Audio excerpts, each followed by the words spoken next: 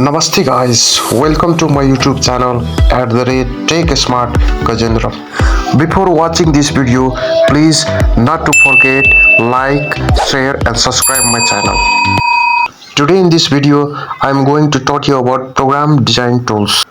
So now let's start. What is program design tools? Program design tools are tools which are used to represent the logic and steps of a program in an easy and clear way before coding.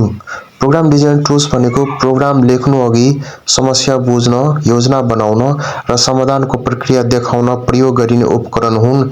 यसले प्रोग्रामलाई सजिलो र व्यवस्थित बनाउँछ। Then after some of the program design tools are algorithm. Algorithm भनेको समस्या समाधान गर्ने step by step प्रक्रिया हो।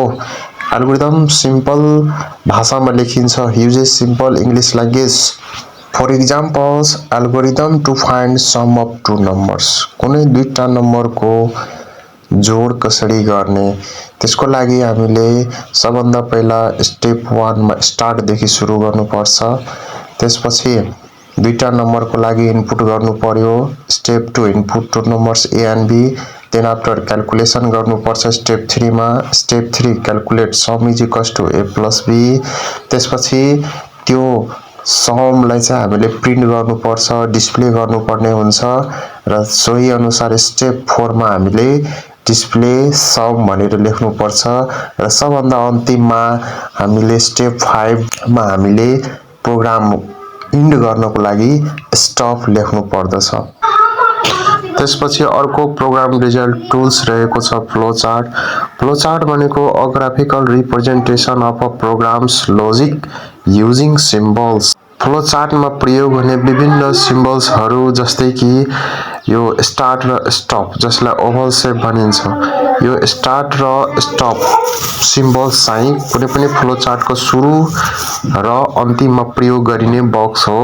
त्यसपछि प्रोसेस, जसलाई चाहिँ रेक्टेंगल बक्स भनिन्छ, यसमा क्याल्कुलेसन र प्रोसेसिङ गर्नको लागि प्रयोग गरी। त्यसैगरी इनपुट आउटपुट बक्स हुन्छ, जुन चाहिँ युजरबाट इनपुट लिने र त्यसलाई डिस्प्ले गर्नको लागि प्रयोग गरिन्छ।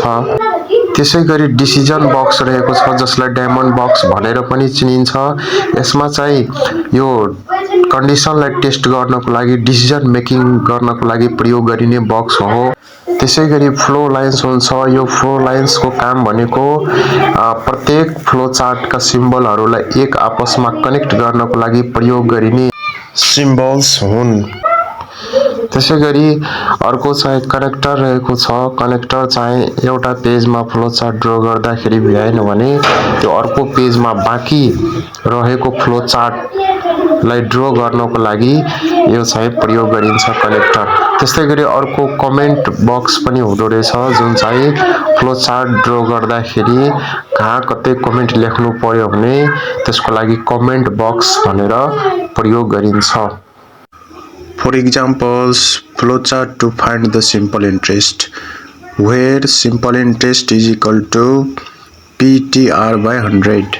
र यहाँ हेर्न सक्नुहुन्छ तपाईहरुको समक्षमा फ्लोचार्ट कसरी ड्र गर्ने भन्ने कुरा आइसकेको छ। यसै गरी नै तपाईले फ्लोचार्ट ड्र गर्न सक्नुहुन्छ। त्यसैगरी सबभन्दा अन्तिम प्रोग्राम डिजाइन टुल्स भनेकै pseudo कोड रहेछ।